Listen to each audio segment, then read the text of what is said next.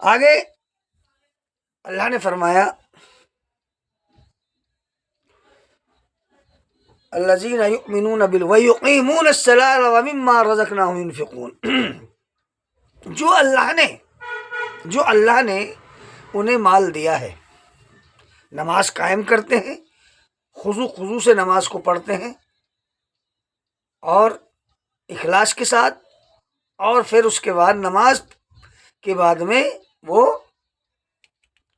مال جو اللہ نے انہیں دیا ہے اس کو خرچ کرتے ہیں۔ کہاں خرچ کرتے ہیں؟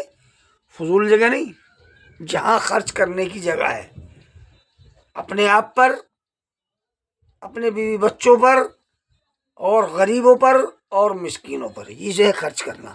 یہ نہیں شادی ہم نے کر دی اس میں خرچ کر دیا، یہ فضول خرچی ہے۔ شادیوں میں خرچ کرنے والے تو شیطان کے بھائی ہیں، جو اللہ کے رسول نے فرمایا فضول خرچی کرنے والے شیطان کے بھائی ہیں، فضول خرچی کرنے والے شیطان کے بھائی ہیں۔ تو اس مال کو وہاں استعمال کرنا جہاں اللہ نے اس کا حکم دیا ہے، فضول جگہ نہیں، شادیوں میں نہیں، جہاں خرچ کرنے کا حکم دیا ہو اس کو خرچ کرنا ہے، دین کے کاموں میں خرچ کرنا ہے، دین کے خادموں پہ خرچ کرنا ہے، غریب مسکینوں میں خرچ کرنا ہے۔ اللہ نے جو مال تمہیں دیا ہے، اللہ کے رسول نے فرمایا غریبوں کو اتنا صدقہ زکوٰۃ دو تاکہ وہ بھی مالدار ہو جائیں اور وہ صدقہ دینے والے بن جائیں۔ تو یہ ہے خرچ کرنا۔ لیکن ہم نے شادیوں میں ہی خرچ کر رہے ہیں، کروڑوں کروڑوں روپے کی شادی کر رہے ہیں، اللہ تعالیٰ نمٹے گا ضرور۔ ان المبذرین کانوا اخوان الشیاطین وکان الشیطان لربہ کفورا، فضول خرچی کرنے والے شیطان کے بھائی ہیں، فضول خرچی کرنے والے شیطان کے بھائی ہیں، اور شیطان اپنے اس اللہ کا ناشکرہ بہت بڑا کفر کرنے والا ہے۔ یاد رکھیں یہ چیزیں۔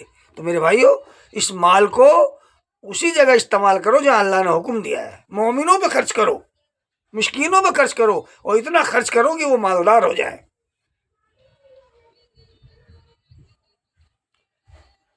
تو میرے دوستو، وہاں آگے اللہ نے فرمایا والذین یؤمنون بما انزل الیک، یہ مومنوں کی صفات بیان ہو رہی ہے اس آیت کے اندر، مومنوں کی صفات، ڈرنے والوں کی صفات۔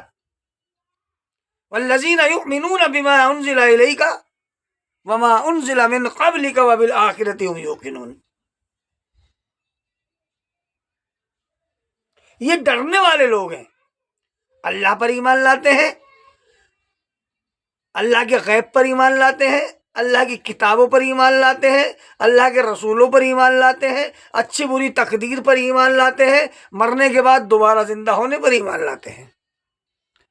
تو ان مومنوں کی پہچان ہے جو اللہ سے ڈرنے والے ہیں، وہ یہی ہیں، وہ اللہ پر ایمان لاتے ہیں، نماز قائم کرتے ہیں، اللہ سے ڈرتے ہیں، جو اللہ نے دیا ہے اسے خرچ کرتے ہیں، اور اس کے اوپر ایمان لاتے ہیں وما انزل، جو آپ پر اتارا گیا اور جو آپ سے پہلے اتارا گیا اس کے اوپر بھی ایمان لاتے ہیں۔ والذین یؤمنون بما انزل الیک من قبلک، جو آپ پر اتارا گیا اور جو آپ کے قریب یعنی آپ سے پہلے اتارا گیا اس کے اوپر بھی ایمان لاتے ہیں، اور یوم آخرت پر بھی ایمان لاتے ہیں۔ تو اللہ نے کیا فرمایا؟ والذین یؤمنون بما انزل الیک وما انزل من قبلک وبالآخرۃ هم یوقنون اولئک علی ھدی من ربہم واولئک هم المفلحون، یہی لوگ ڈرنے والے ہیں اور یہی لوگ اپنے رب کی طرف سے ہدایت پر ہیں،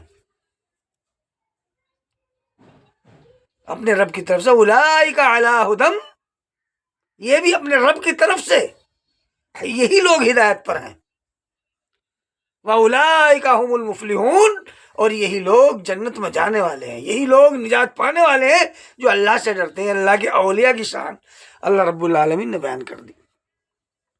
تو اللہ رب العالمین ایسے لوگوں کو دوست رکھتا ہے، دوست جو اللہ سے ڈرتے ہیں، اللہ کی کتابوں پر ایمان لاتے ہیں، اللہ کے غیب کے اوپر ایمان لاتے ہیں، پھر نماز پڑھتے ہیں، پھر وہ اسے مال جو دیا ہے اسے خرچ کرتے ہیں، اور جو آپ پہ اتارا گیا اس کے اوپر بھی ایمان لاتے ہیں، جو آپ سے پہلے اتارا گیا اس پر بھی، اور قیامت کے دن پر بھی۔ تو اللہ نے فرما دیا ہدل اللہ ہدم من ربہم واولئک هم المفلحون، یہی لوگ اپنے رب کی طرف سے ہدایت میں ہیں، ہدایت پر ہیں، اور یہی لوگ جنت میں جانے والے ہیں۔